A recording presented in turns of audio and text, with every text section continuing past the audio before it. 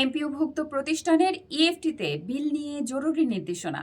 শুভেচ্ছা সবাইকে। আপনারা দেখছেন দৈনিক শিক্ষা.com, সঙ্গে আছি আমি প্রিয়াঙ্কা বৃষ্টি। বেসরকারি এমপিওভুক্ত প্রতিষ্ঠানের ইএফটিতে এমপিওর অর্থ প্রদান নিয়ে জরুরি নির্দেশনা দিয়েছে কারিগরি শিক্ষা অধিদপ্তর। শুক্রবার কারিগরি শিক্ষা অধিদপ্তরের এক বিজ্ঞপ্তিতে এ তথ্য জানানো হয়। বিজ্ঞপ্তিতে বলা হয়, বেসরকারি এমপিওভুক্ত প্রতিষ্ঠানকে ইএফটিতে এমপিও এর অর্থ প্রদানের জন্য টেমিস সফটওয়্যারের নিম্নোক্ত কার্যক্রম আজ দুপুর 12টার মধ্যে আবশ্যিকভাবে সম্পন্ন করতে হবে। আরও বলা হয়, যে সকল প্রতিষ্ঠানের লগইন আইডি এবং পাসওয়ার্ড আছে সেসব প্রতিষ্ঠান টেমিস সফটওয়্যারের লগইন করে এমপিও এর ইএফটি অপশনে গিয়ে কর্মরত জনবলের ইএফটি সংক্রান্ত তথ্যাদি হালনাগাদ করবে।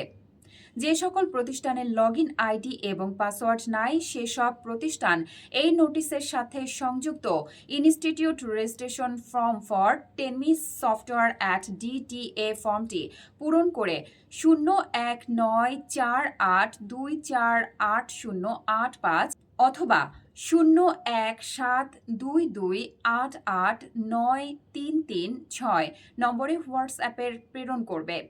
হোয়াটসঅ্যাপে প্রাপ্ত প্রতিষ্ঠানের আবেদনগুলোর রেজিস্ট্রেশন সম্পন্ন করে লগইন আইডি এবং পাসওয়ার্ড দ্রুত প্রদান করা হবে।